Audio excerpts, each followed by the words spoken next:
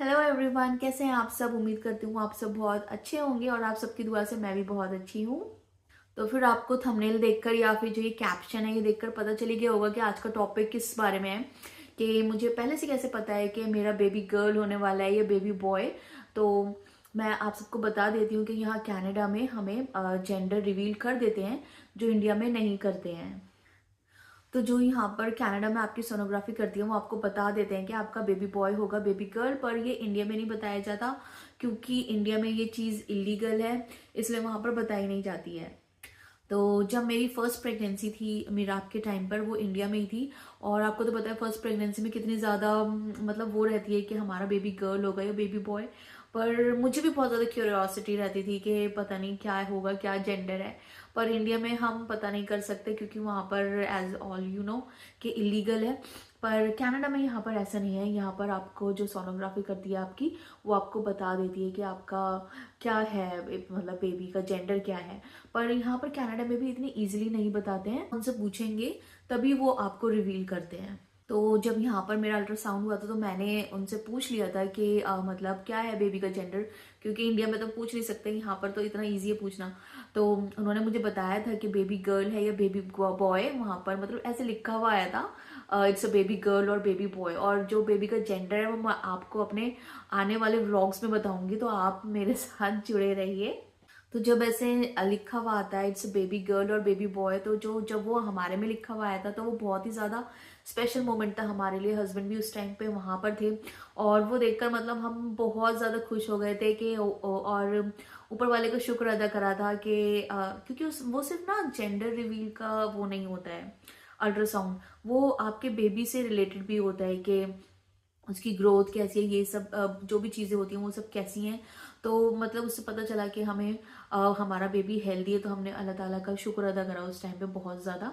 और वो बहुत ही ज़्यादा स्पेशल मोमेंट था हमारे लिए। तो ये जो अल्ट्रासाउंड है वो 18th to 20th वीक में होता है और बहुत ही ज़्यादा ज़रूरी अल्ट्रासाउंड होता है ये। और जो भी प्रेग्नेंट फीमेल्स हैं उन सबको ये मतलब अल्ट्रासाउंड जरूर कराना चाहिए, क्योंकि इसमें बेबी की पूरी ग्रोथ का पता चलता है। जेंडर रिवील तो एक अलग चीज़ है, लेकिन इसमें ना आपको पता चलता है कि आपका बेबी हेल्दी है या नहीं है।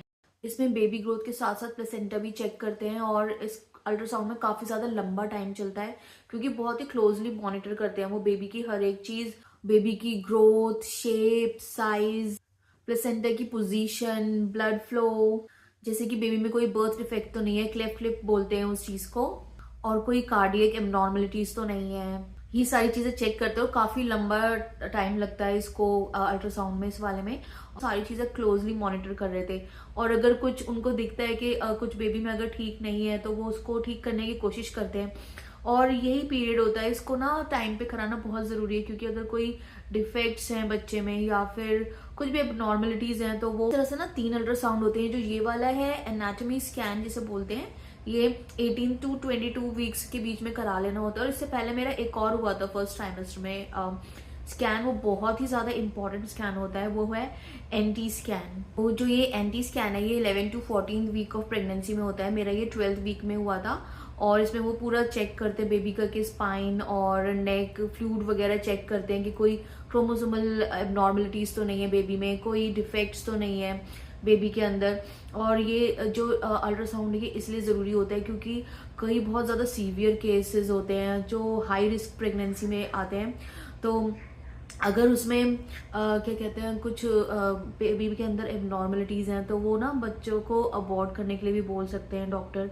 और उस टाइम पे ये इतनी मतलब ये स्कैन इसलिए जल्दी कराया जाता है क्योंकि इजी होता है उस टाइम पे। और खैर एंड में डिसीजन तो पेरेंट्स का ही होता है कि उनको बेबी रखना है या नहीं रखना, लेकिन अगर ये सारी चीज़ें हैं तो मतलब मदर के लिए भी अच्छा होता है ये। उसको हाई रिस्क रहता है इस टाइप की प्रेगनेंसी में, और बेबी के लिए तो वो अगर उसके अंदर एबनॉर्मलिटीज़ है तो आप मतलब पेरेंट्स के ऊपर ही डिपेंड करता है ये सब चीज़ें। तो जो ये वाला स्कैन है एंटी स्कैन, ये फर्स्ट ट्राइमेस्टर में होता है। ये बहुत ज़्यादा ज़रूरी है आपकी बेबी के मतलब देखने के लिए, कि हेल्दी बेबी देखने के लिए। तो इस स्कैन को भी कराना बहुत ज़्यादा ज़रूरी है और ये मेरा उसमें हुआ था 12th वीक ऑफ प्रेगनेंसी में हो गया था मेरा ये एंटी स्कैन। तो उस स्कैन को अगर आप लेट करोगे तो फिर वो लेट हो जाता है, बहुत देर हो जाती है उस वाले स्कैन में, इसलिए ये अर्ली स्टेज में ही किया जाता है ये वाला स्कैन। इसका एक पीरियड है कि आपको उसी पीरियड के अंदर अंदर ही कराना होता है ये वाला स्कैन, आपके डॉक्टर्स आपको बताएंगे। एनटी स्कैन है, गायनेक नहीं करती, सोनोग्राफर ही करता है। उसके लिए आपको स्पेशली अपॉइंटमेंट लेनी पड़ती है पहले से, और मेरा भी हुआ था, अपॉइंटमेंट लेकर ही गए थे, और इसको में टाइम भी बहुत ज़्यादा लगा था। मेरे लगे थे 40 मिनट्स, और एक जब रिपोर्ट्स आ गई थी तो डॉक्टर को मतलब कुछ समझ नहीं आई थी एक चीज़, तो उन्होंने मुझसे बोला था कि आपको एक बार और कराना पड़ेगा। खैर दोबारा कराने पर ऊपर वाले का शुक्र है सारी चीज़ें नॉर्मली आई थी, और उसमें टाइम लगता है, मुझे भी लग गया था 40 मिनट्स लग गया था मुझे आराम से। और क्योंकि बहुत ज़्यादा क्लोजली मॉनिटर किया जाता है बेबी को, और वो अच्छा भी है। तो ये तो फर्स्ट ट्राइमेस्टर में हो गया था एनटी स्कैन। और सेकंड ट्राइमेस्टर में जो अल्ट्रासाउंड हुआ था वो एनाटॉमी स्कैन है, जिसमें बेबी का जेंडर रिवील कर देते हैं, उसमें भी बेबी की ग्रोथ वगैरह सब चेक करते हैं। तो वो NT scan first trimester and anatomy scan जो है वो सेकंड ट्राइमेस्टर में हुआ था।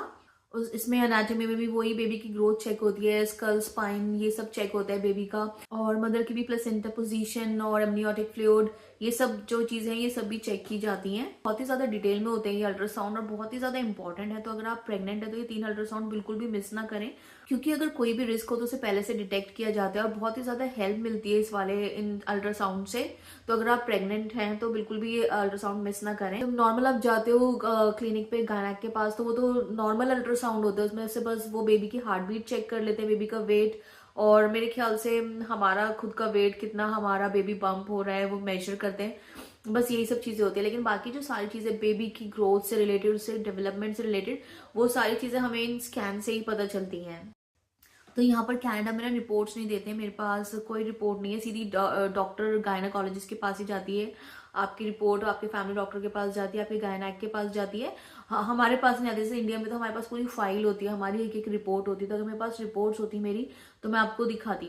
और ना ये क्या कहते हैं, अनाटॉमी स्कैन के बाद वो आपको शुगर का भी टेस्ट कराते हैं। जैसे कि अगर आपने मेरे पुराने व्लॉग्स देखे हो तो आपको पता है कि मुझे जेस्टेशनल डायबिटीज हुई थी, मैंने खाली पेट जाकर भी शुगर टेस्ट कराई है अपनी, और वो एक फ्लूइड देते हैं पीने के लिए, वो सब चीज़ें कर कर भी शुगर टेस्ट कराई है। तो ये सारी चीज़ें बहुत इंपॉर्टेंट होती हैं आपके बेबी को, मतलब जो पता चलता है आपको कि हाँ आपका बेबी हेल्दी है, उसकी डेवलपमेंट सही से हो रही है, उसकी ग्रोथ सही से हो रही है। और थर्ड ट्राइमेस्टर में मेरा अभी हुआ है, थोड़ा टाइम पहले हुआ है ग्रोथ स्कैन, उसमें भी वो सारी चीज़ें यही देखते हैं, बेबी की growth and development, amniotic fluid check करेंगे वो, प्लेसेंटा की पोजीशन, बेबी की पोजीशन, बेबी का हार्ट रेट, बेबी की मूवमेंट।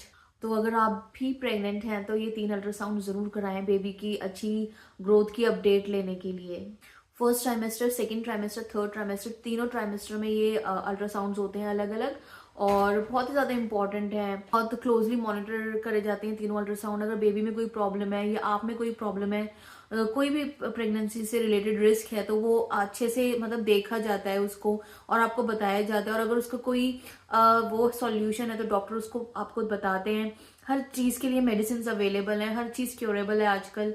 तो ये तीनों अल्ट्रासाउंड जरूर कराएं, और कोई प्रॉब्लम हो रही होगी तो वो डॉक्टर्स आपकी रिजॉल्व करेंगे। तो ये 3 अल्ट्रासाउंड बिल्कुल भी मिस ना करें। आई होप आपको मेरा वीडियो इन्फॉर्मेटिव लगा होगा, अगर इन्फॉर्मेटिव लगा हो तो प्लीज़ मुझे कमेंट बॉक्स में ज़रूर बताएं, और वीडियो को लाइक करें और चैनल को सब्सक्राइब करें। और मैं मिलती हूँ आपसे नेक्स्ट टाइम, तब तक के लिए आप सब अपना बहुत बहुत ख्याल रखिए। बाय, अल्लाह हाफिज।